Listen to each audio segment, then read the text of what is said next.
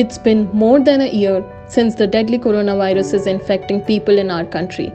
And even after several efforts to contain the spread of it, the second wave of this virus is currently wreaking havoc in the country.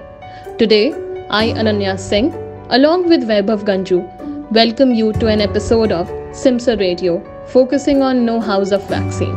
Today, we'll be hosting Mr. Nishant Patel, an alumni of KJ Somaiya Institute of Management, batch 2003, who has 17 plus years of experience with him in financial analysis as well as business development for the healthcare and pharmaceutical sector in India. He also served as business controller in the field of regenerative medicines. We welcome you to the episode, sir. Hey guys, thank you so much for having me on board. So starting with the series of questions, my first question to you, sir, would be, do you think taking the vaccine is safe enough? So when I look at it when you look at global statistics around in terms of how the virus started off way back in 2019 and then it exploded around the world. I guess the way companies around the world have been able to do this in a record time frame, and whereby they have gone ahead and aligned the time, the money, the resources, people and everything, putting this vaccine together, and the clinical trials that they've been able to have, which otherwise in a normal scenario would have taken years and years together for a new drug to get developed or even repurposed for that matter, right? When you look at it from that point of view, the efficiency of each one of these vaccines that you have is phenomenal. In a record time of 9 months, if you have a US FDA certified vaccine, or even from an Indian FDA point of view, the vaccine has been given or approved. What my understanding essentially from whatever information that I have from the data that we've gathered, at least looks very good. And definitely from where I am looking at things, it makes a whole lot of sense for the people to take the vaccine, and it's 100% safe. So whether you go ahead and take Covaxin or you take a Covishield, either one of the two in terms of vaccines, both of them are 98-99% efficient and more than 100% safe. This is something I'd like all our listeners to take a note of, because this is one of the biggest myths in India right now. What are your thoughts on you masked India? I guess masked India is something that was essential day zero when the virus first came or hit the world, and initially we knew this for a fact that it initially lasted on surfaces for a certain period of time. It lasted on plastic for a little longer, cardboard's way longer, steel and all of that way longer, and the works, right? Now when you look at it very very objectively, now, why is it that, worldwide, everybody, including Dr. Fauci, is asking people to get masks? Because when you cough, when you sneeze, when you do any or all of it, it is there in the air. So we knew this for a fact that this was going to be airborne rather than it being surface-borne. Because if I was to probably give you a hug, or if I was to, bump a fist and say, hey, what's up and how are you doing? Probably the transmission there may not happen, but we know for a fact that the moment anything in terms of airborne, which is coughing, sneezing, and any of the other things, it is definitely going to spread. So it is that level of being careful is what is required, and not necessarily saying that there is a new masked India. Masking is a must. It has to be done irrespective of whether you are in the office, you're taking a public transport, you're taking your own private transport, whichever way.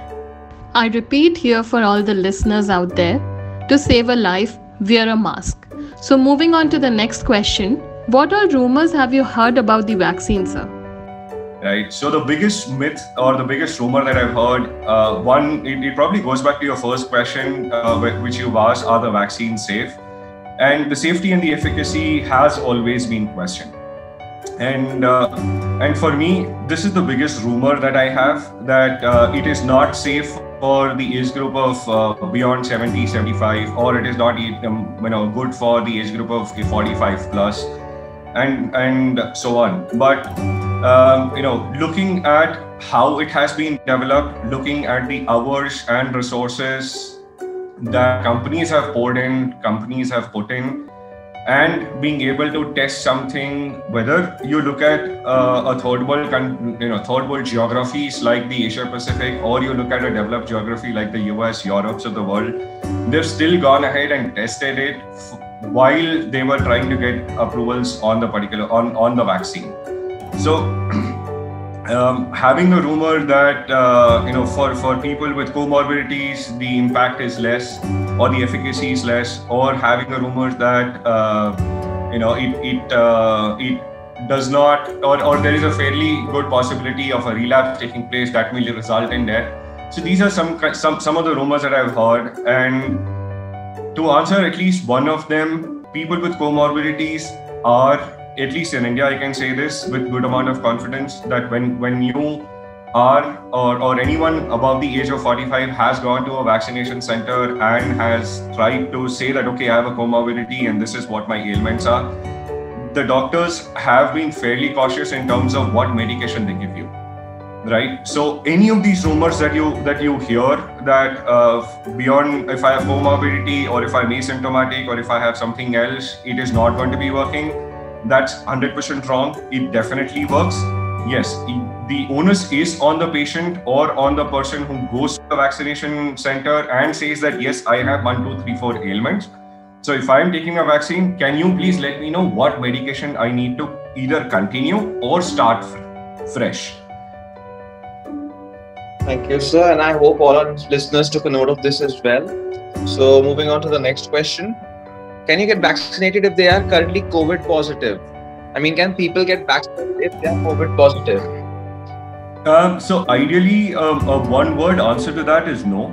And the essential reason why one should not get vaccinated when they are COVID positive is also because there are two things. One, either your body is trying to fight the virus on its own, and the second is, if you are let's say in a fairly critical stage where you require an ICU bed, you need a ventilation and the works, and you take a jab on top of it at that point in time, it is not going to be effective.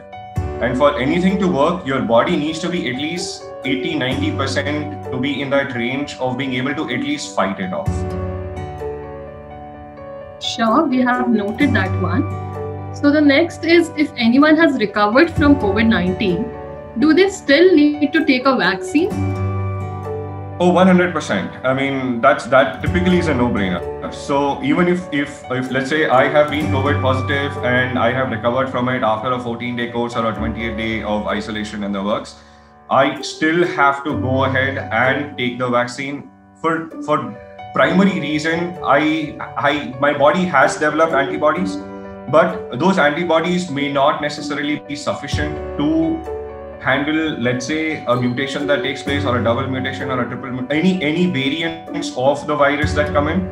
They may or may not be in a position to fight it because you've been given a dose for a specific cause, and your cause was, let's say, you were infected with the first wave of the coronavirus, and not with the second wave of the coronavirus or the third wave that is expected. So having said that, I would rather still, after a 28-day course, give it a week more and then still go ahead and get vaccinated, because that allows my body to have those many more antibodies that it can generate for it to fight anything else that comes on. Right. So the next question is it safe for females to get vaccinated if they are on their menstruation or pregnancy? Absolutely, 100%. I mean, there is nothing in the menstruation or during pregnancy that it has a direct bearing on anything else. So fairly independent of each other, and while during menstruation, women may suffer a significant amount of blood loss and the works, but that has no bearing on the vaccination jab that you're about to take. To all the ladies listeners out there, you can get your vaccination done even if you're menstruating or on your pregnancy. So my next question would be, can anyone choose which particular brand of vaccine they would prefer? So in India, very specifically, until the last week of April, we were currently given only two choices. One was Covaxin and Covishield. It is only now that you have the Russian vaccine Sputnik, which is come into India. But I am not 100% sure whether that is also likely to be offered as a third alternative to Indian people, because I'm guessing the volumes may not be as much to cover 130 billion population. But if you are given a choice, both of them are equally good. Both of them are 100% safe, as I mentioned earlier, and 98-99% effective. So nothing to worry about. You can take either or that is available. So the next question is, what are the precautions we can keep in mind when getting vaccinated? Essentially 2 or 3 things. The first thing, of course, is at any given point in time, just ensure that you do not have any COVID-related symptoms before you are going and taking your appointment, either on the CoWIN or the Arogya Setu apps in India. And second, of course, is ideally, and this is a very ideal scenario, please do not smoke, please do not drink 24 to 48 hours prior, 24 to 48 hours post. And the third important thing is allow your body to react the way it will react after you've taken the jab, because that is important. Your body needs to understand that you have something from the outside that has been given in to improve your immunity, to improve your ability to fight things.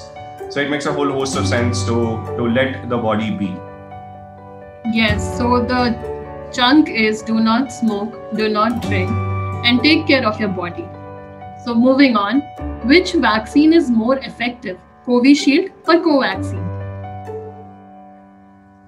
Having worked in this field and helped do the initial piece of research that we have done, at least I know for a fact both of them are effective. As I mentioned, as I've been saying all throughout, they are 100% safe. They are 98-99% effective. And personally speaking, having worked on something, I would prefer a Covishield over a Covaxin, but that's a personal choice. It entirely depends at the vaccination center what's available. Thank you, sir. So the next question will be, what would be the future if everyone is vaccinated?